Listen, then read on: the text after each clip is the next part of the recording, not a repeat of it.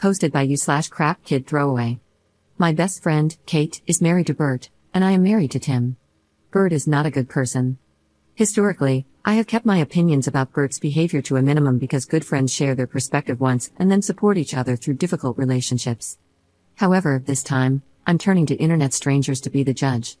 I'm traveling for work. Kate is stuck at home, working, at 7 months pregnant on modified bed rest. Generally, during the week, I drop by once or twice to bring her family some dinner. Tim cooks extra portions once a week to share, cheer her up, and read her oldest a couple of bedtime stories so that she can go to bed early and get some sleep. Bert works an office job. Stressful, I'm sure, but during her pregnancy, he's been working longer and longer hours, salaried, not overtime. She's been sad and a bit lonely. Yes, I've suggested counseling. With that background, this evening she and I were texting. It was about 6-ish, and she got a craving for a taco place near my house and, importantly, near Bert's office. She says she asked him to grab her some on his way home. He says he's not stopping. He's got work at home and she should just DoorDash something close. This makes her extremely sad. She says irrationally sad, but you be the judge, because he used to surprise her with her favorite tacos, and now he can't be bothered. As one does, I tell Tim. I'm 3 states away, so it was just part of our chat as I was getting back to the hotel and getting ready for a work dinner.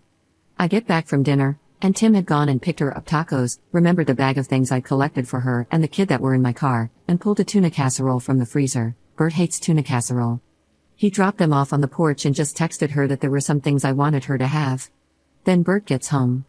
Did he bring tacos, coloring books, or a good attitude? No, he did not. He called Tim to tell him that he was a massive prick for showing him up. Other colorful language was also used, including some fairly sexist nonsense. He also texted me, telling me to keep my husband away from his wife. Tim did respond rudely when Bert called.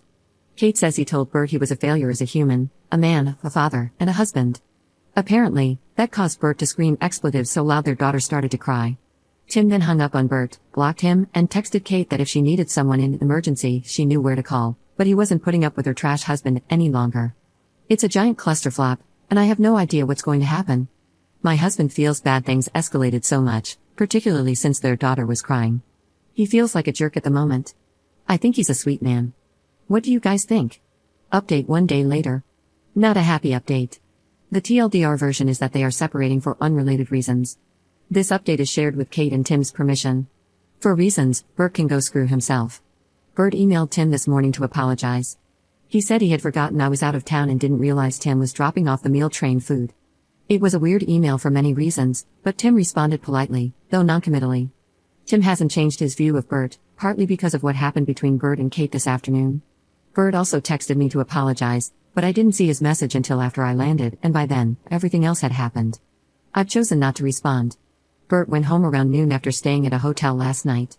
Kate's sister had taken their daughter to the park so Bert and Kate could talk things out. The short version is that Bert has been avoiding Kate because she's not happy during this pregnancy. I mentioned in a comment that Kate had been married previously, and shortly after her first husband passed away, she had complications in a pregnancy that forced her onto bed rest. Unfortunately, her son didn't survive. Her current pregnancy is bringing up a lot of painful memories, and she's scared she won't be able to carry to full term. So, yes, she's not as cheery as she was when she was pregnant with their daughter. It's a difficult time. Bert is frustrated and angry that she's not happy, so he's been staying late and ignoring her until she stops doing that. I know that sounds horrible, but I thought they could have worked through those feelings. However, as he was explaining how he felt, he said she should be glad her son wasn't there because otherwise, she wouldn't have this life at all. Yeah, that still knocks the wind out of me. It's so cruel. She did talk to him about that statement, but his explanation didn't make it any better. In any event, for her, that was the end. She told him she was done, they can work out joint custody, but the marriage was over. She called her sister, and she and her husband encouraged Bert to leave. Currently, Kate's not angry, sad, or panicked. She's just done. Personally, I'm surprised, since they've weathered some fairly crappy things, including infidelity, by him. But I guess that was the line? In any event, her D&D friends are over there for Saturday game night, and they are eating waffles. She thought it was important for the internet to know that waffles are appropriate separation food. In terms of her well-being, which many kind souls were worried about, they have a prenup. The house is hers, and his family property is his. I'm sure there will be a fight over custody, but she will be financially okay. In any event, she has family and friends who will help and support her regardless of what happens. Second update 1 month later. Holiday update. I guess whether you see this as a happy update depends on whether you consider jerks abandoning their kids to be a net positive or not. Kate and Bert are still separated. It took her a few weeks, but she finally spoke to her attorney and asked them to start the paperwork. One issue has been locating him for service and scheduling parenting time so it wouldn't appear that she is withholding his child. The night he was escorted out, he apparently went to a hotel, told his boss he had to work remotely, where the hell was that option before, and then moved back home to his mother. Kate has reached out to him multiple times to schedule parenting time and only found out last week that he wasn't in the state. She finally called his mom to see if she wanted to come and see her grandchild for Thanksgiving and learned that he had been there the entire time.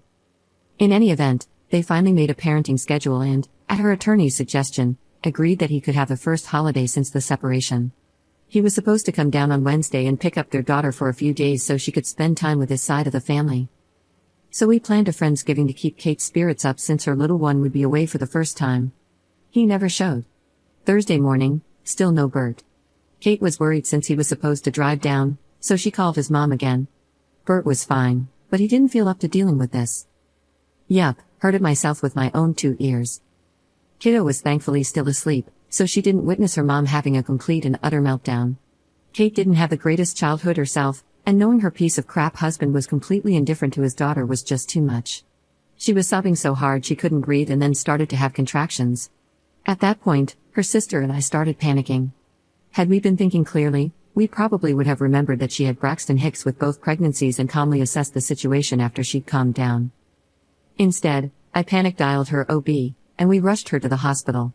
She's fine, the baby is fine, and kiddo has now had more screen time and junk food in 2 days than her mother has allowed her in her entire life, because I am not a great babysitter. Kate will be in the hospital for a few more days, as her OB is concerned about her stress levels. Her sister's husband called Bert, but so far, he has not made any attempts to do something useful, like, I don't know, take care of his own child? So I guess there won't be a fight over custody? A crappy update, but it's been a crappy weekend. If anyone knows how to cheer up a little girl who's missing her parents in a way that doesn't involve McDonald's and Bluey, please let me know.